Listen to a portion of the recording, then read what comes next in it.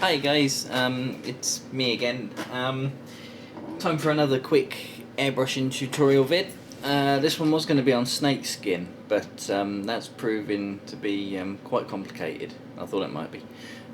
So while I sort that out, just to keep the videos coming, let's do another quick one.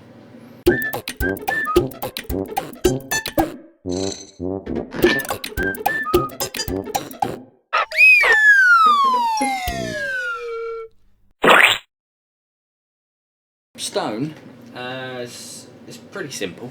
Let's zoom in so you can see this. This is another bit of dye bond. I've got a load of it kicking about.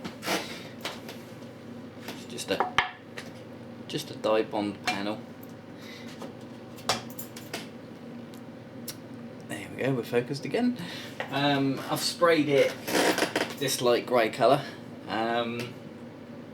I mean, obviously you get all sorts of different coloured stone, but for this one I'll just show you this light grey one, because it's one of the easiest. Its effect is a bit cartoony.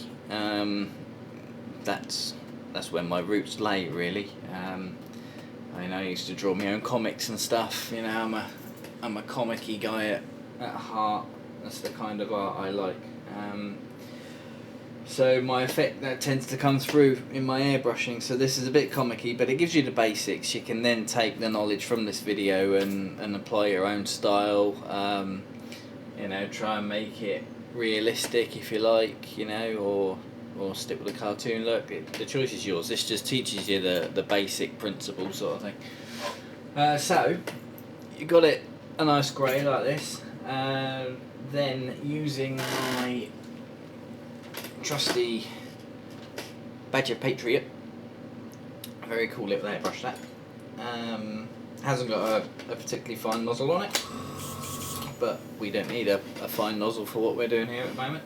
So what we're going to need to do with this grey panel is fleck a load of black and white dots all over it. There are a number of ways you can do that. Some people use a toothbrush, dip the toothbrush in the paint and then flick the bristles across the surface. But the way I tend to do it normally, which can be a bit messy and it's a bit troublesome. First off, let's get a bit of white paint. Let's use some Wicked, seeing as I've got it here. Good stuff, this Wicked detail paints. I've been using it quite a bit on this painting. I won't show you all of it now. That's for another day. But yeah, that's all Wicked detail paints. First time I've ever used it, and it's really effective paint. So got some Wicked detail white in there. Next, you're going to need a bit of card, or a ruler or something. You're going to need to spray across it. Let's see if I can get this right. Like that.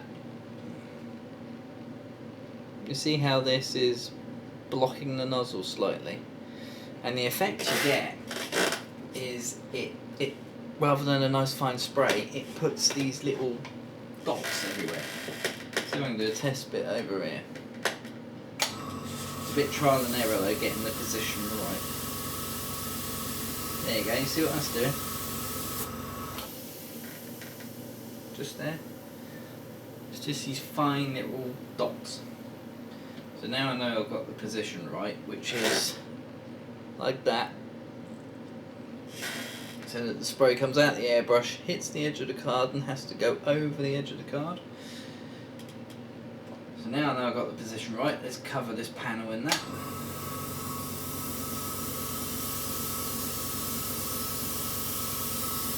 Not too much.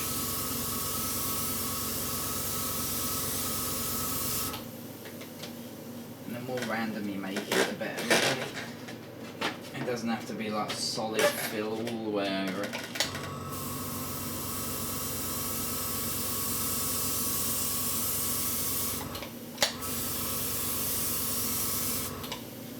That'll do.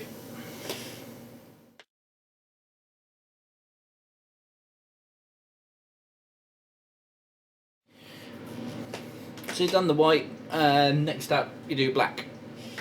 Exactly the same drill again.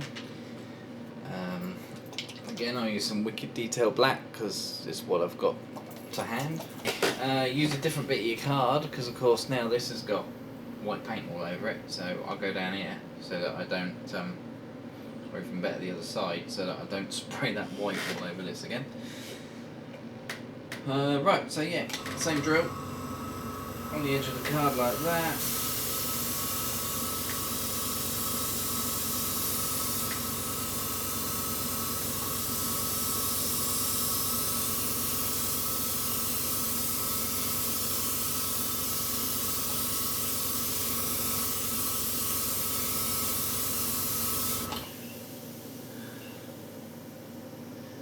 Here we go.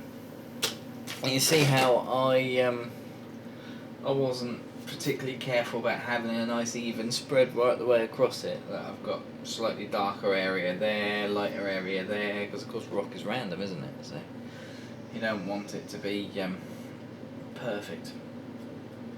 Now the fun bit. You could try and do this with, I could do it with that, but this has got a bit of a large nozzle on it. So I'll clean this out and we'll just switch to a finer airbrush for the next bit. Okay, so the finishing touches for this are some cracks, basically. I mean, it's kind of a stony texture there at the moment, but it needs some cracks in it just to finish it off nicely. You could do it with your regular airbrush, it just depends how competent you are with it. I've got a reputation for being a bit of a detail freak, so I'll crack out the old Harder and Steenbeck Infinity because this has got a super fine needle on it, but you could use your regular airbrush. It just means that you know, I can get more detail with this rather than trying to struggle and get it with the Badger with the larger needle on it. So we'll load up some more black. Got to reduce it for this one because of course this airbrush has got a 0.15 needle in it.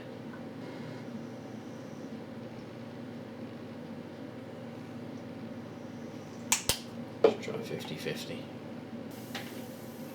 So now you just want some random cracks in it, basically. You know, the more random the better, really.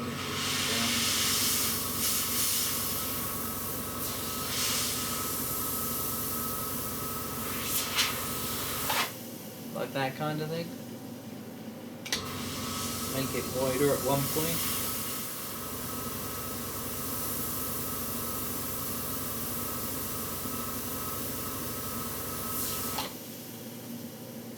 One crack. Also, don't overdo the cracks. You know, less is more. And also think about how stone works. You know, rather than having a crack in the middle here, you know, it'd rather have a crack off the corner. You know, think how cracks form on gravestones and what have you. You know, it's off a corner or off an edge, never just right in the middle sort of thing. So bear that in mind, yeah.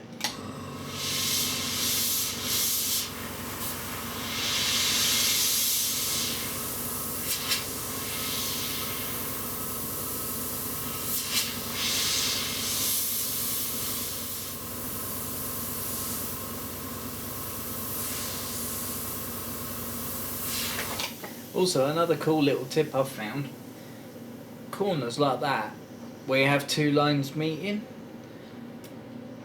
make it a bit thicker. Just round that bit off, like that. So it's quite a big gap, see what I did? That seems to be a good little effect, that, where two cracks join. Just make the gap where they join a bit bigger. That'll probably about do it, really. Let's just do another one from off here. Might be overdoing it, but hey ho.